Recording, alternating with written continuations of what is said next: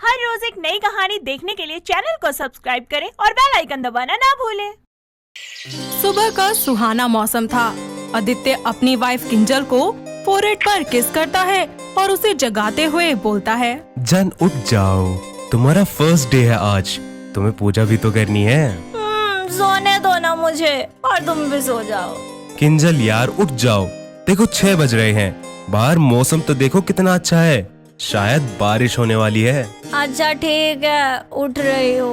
That's my lovely wife। Kinjal उठकर जल्दी से तैयार हो जाती है। सर पर पल्लू रखकर भगवान की आरती करती है, जिसके बाद वो अपने ससुर अखिलेश और अपने पति आदित्य को प्रसाद देती है और अखिलेश थोड़ा सा प्रसाद अपनी वाइफ को खुद अपने हाथों से खिलाता है, क्योंकि उसकी पत्नी सविता एक एक्सीडेंट के कारण पैरालाइज हो चुकी थी, जिसकी वजह से ना तो वो कुछ बोल पाती थी और ना ही वो चल पाती थी। वो हमेशा ही व्हीलचेयर पर बैठी रहती थी।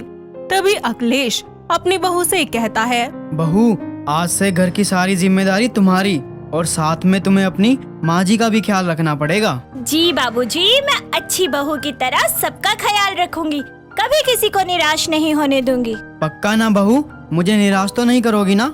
जी बाबूजी, कभी भी नहीं। अरे किंजल, माँ के लिए ना सादी दाल बना देना और टाइम से दवा दे देना। जी आदित्य। बहू, जल्दी से नाश्ता लगा दो, फिर आदित्य को भी ऑफिस जाना है। जी बाबूजी। इतना कहकर अखिलेश अपनी बीवी को कमरे में ले जाता है और कमरे में जाकर सविता के सामने कहता है, वाह मेरे बेटे, क्या हुस्न परी जैसी बहू लाया है, क्या नैन नक्श हैं, क्या गोरी सी कलाइयाँ हैं और प्यारा सा चेहरा, किसी न किसी दिन तो हाथ में जरूर आएगी।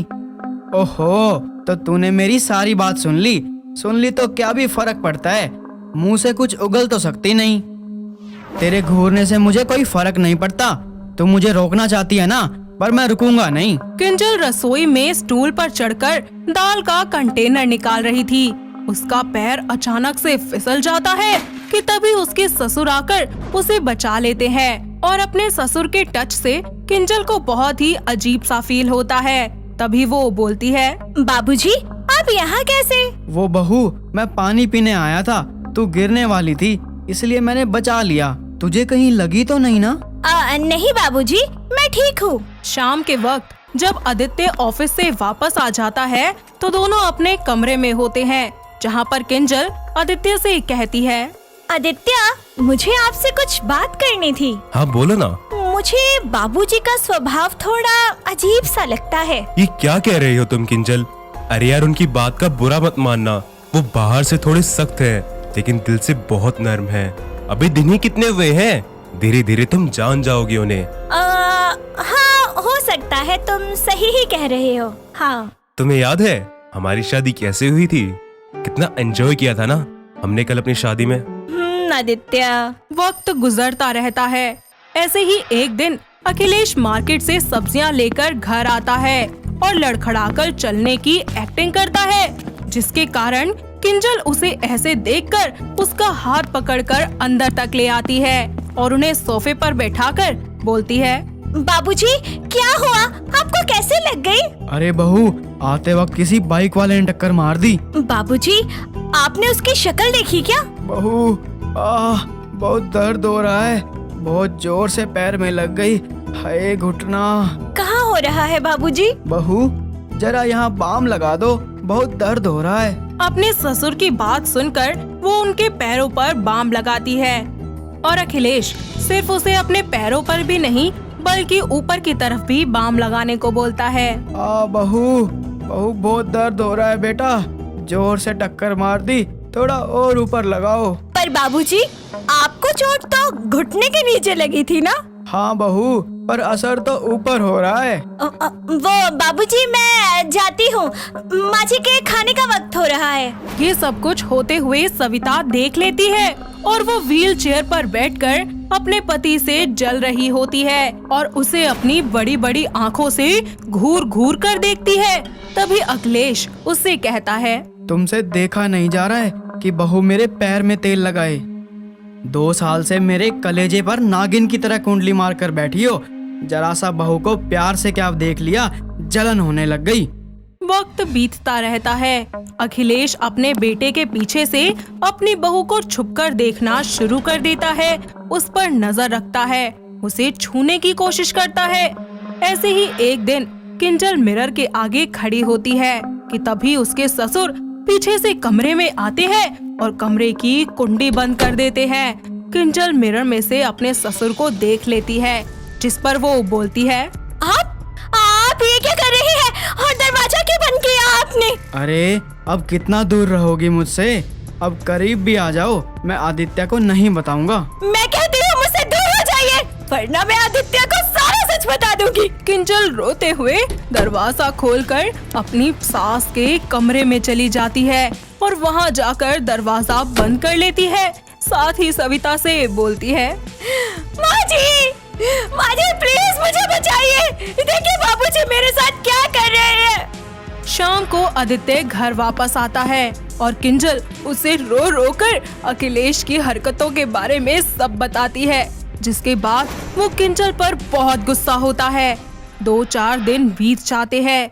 अखिलेश अपनी बहू को चरित्रहीन बताकर आदित्य की नजरों में गिरा देता है। आदित्य पागलों की तरह अपने पापा की हर बात पर आंख बंद करके विश्वास कर लेता है और आदित्य उसे माफी मांगकर अगले दिन ऑफिस चला जाता है। ऐसे ही एक दिन अखिलेश अपनी करतूत एक बार फिर से सविता के आगे बोल रहा होता है कि तभी अचानक से उसकी आवाज आ जाती है और वो बोलती है, मैं आदित्य को सब बता दूंगी आपके बारे में। क्या बताएगी? कि मैंने अपनी बहू के साथ छेड़छाड़ की, यही ना? हाँ सब बता दूंगी और पुलिस को भी बता दूंगी। तू जब बचेगी तब तो बताएगी ना, लेकिन अब तेरे जाने का समय आ गया है। फिर मैं किंजल के साथ रहूंगा और उसे अपना बनाऊंगा। अखिलेश सविता के मुंह पर पिलो रखकर उसे जान से मारने की कोशिश करता है और किंजल खिड़की की तरफ खड़ी होकर अपने ससुर की ये काली करतूत एक फोन में रिकॉर्ड कर लेती है और फिर छुप जाती है। अखिलेश उसे मरा हुआ समझकर कमरे से बाहर निकल जाता है और उसके जाते ही किंजल जल्दी से अपनी सास को हॉस्पिटल ले जाती है और उनका इलाज भी करवाती है, जहां डॉक्टर उसका इलाज करते हैं और सविता का ट्रीटमेंट करके उसे बचा लेते हैं। तभी किंजल पुलिस को फोन करके अपने ससुर की सारी नीच हरकतों का काला चिट्ठा खोल देती है और अपने पति को भी हॉस्पिटल बुलाती है। साथ ही आदित्य अपनी माँ की ये हालत देखकर बोलता है, माँ ये आपको क्या हुआ? किंजल किसने किया माँ के साथ ये सब? नाम बताओ उसका, मैं छोड़ूंगा नहीं उसे। सच में नहीं छोड़ना आदित्य उस आदमी को। हाँ किंजल। तो अपने पिताजी को जेल भिजवाने के लिए तैयार हो जाओ, क्योंकि ये और किसी ने नहीं बल्कि तुम्हारे पिताजी ने किया है। किंजल तुम फिर से मेरे पापा को। बेटा बहू सही कह रही है, तेरे पापा ने मुझे जान से मारने की कोशिश की। हाँ आदित्य ये देखो वीडियो। माँ मुझे माफ कर दो, मैं आपका ध्यान नहीं रख पाया। और किंजल तुम भी मुझे माफ कर दो, मैं तुम्हारा गुनहगार हूँ। कुछ ही देर के बाद पुलिस सविता का बयान लेने के लिए आती है और एविडेंस में किंजल की बनाई हुई वीडियो को रिकॉर्ड करके ले जाती है। साथ ही अखिलेश को इस सब के बिहाफ पर गिरफ्तार करके हमेशा के लिए जेल में डाल देती है, जिसके बाद सविता अपने बेटे और बहू के साथ खुशी खुशी एक ही घर में रहने लगते हैं।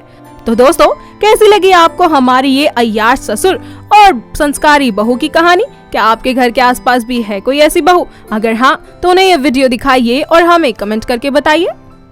दोस्तों अगर आपको ये कहानी पसंद आई तो इसे लाइक करें, शेयर करें और कमेंट करके बताएं कि कहानी में आपको सबसे अच्छा क्या लगा।